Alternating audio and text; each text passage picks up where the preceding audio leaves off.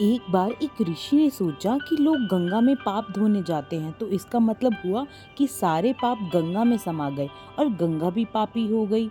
ये जानने के लिए तपस्या की कि पाप कहाँ जाता है। तपस्या करने के फलस्वरूप देवता प्रकट हुए, तो ऋषि ने पूछा कि भगवान, जो पाप गंगा में धोया जाता है वो पाप कहाँ जाता है। भगवान ने कहा, चलो गंगा जी से पूछते हैं। दोनों गंगा जी के पास गए और कहा, हे गंगे, जो लोग आपके यहाँ पाप धोते हैं, इसका मतलब आप भी पापी हुई। गंगा जी ने कहा, मैं क्यों पापी हुई, मैं तो सारे पापों को लेकर जाकर समुद्र को अर्पित कर देती हूँ।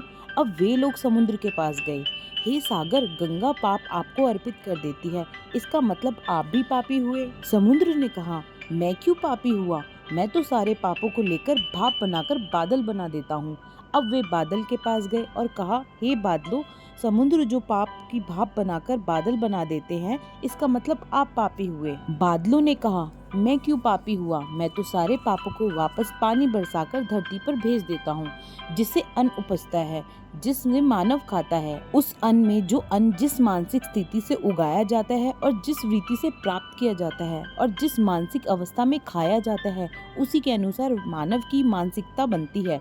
इसीलिए कहते हैं, जैसा खाए अन्न वैसा बनता मन। अगर वीडियो पसंद आई हो तो हमें सब्सक्राइब करना मत भूलिए। धन्यवाद।